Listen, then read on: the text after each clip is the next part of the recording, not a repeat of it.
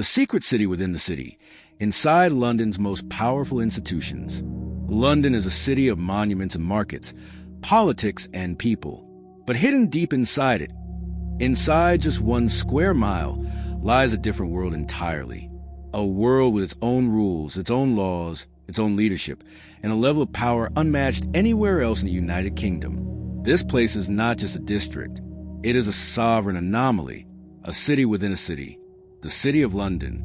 For centuries, this tiny area has operated with privileges that date back to medieval kings.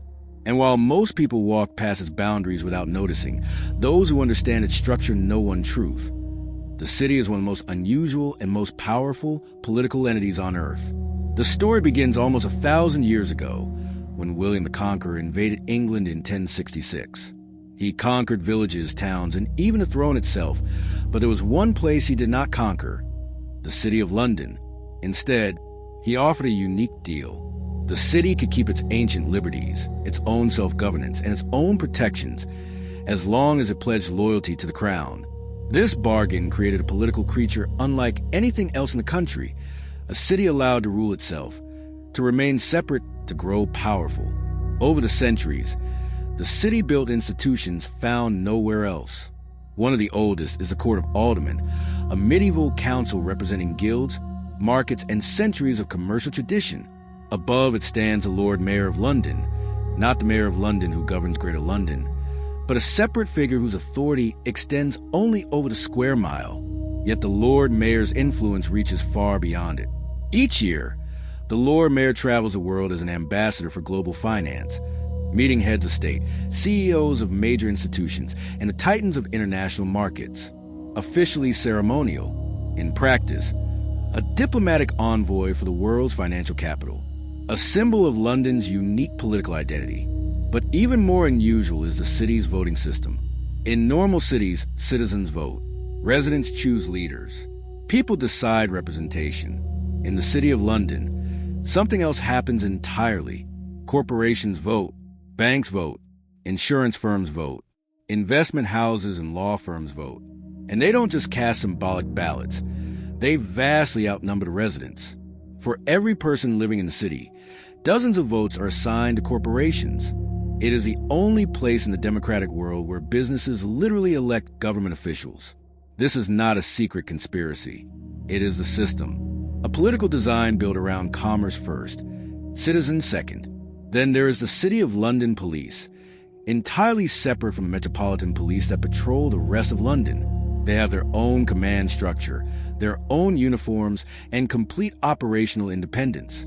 Their focus is financial crime, market manipulation, fraud, and the darker shadows of global finance. Meanwhile, another ancient institution still holds influence: the livery companies. Once medieval guilds, they regulated trades from wool to goldsmithing. Today, many are symbolic, but some control significant funds, charitable trusts, and investment portfolios.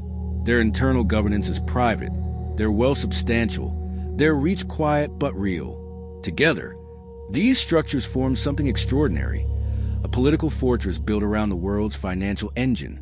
Yet the most mysterious figure within this fortress is a role few people outside politics have ever heard of: the Remembrancer.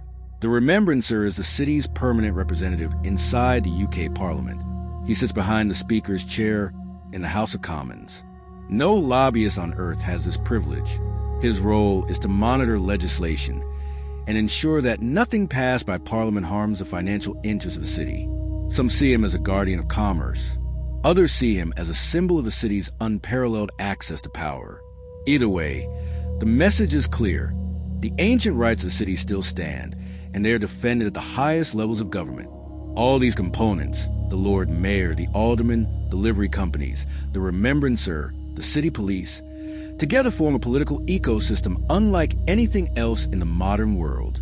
A system designed to protect the financial supremacy of the City of London, not hidden because it is illegal, but hidden because it is old, complex, and largely unknown to the public. To some, the city's autonomy is the reason London became one of the world's financial capitals: flexible, competitive, and innovative. To others, it is a shadow government, a relic of medieval privilege operating inside a democratic nation, built to serve institutions, not individuals. But regardless of perspective, the truth remains.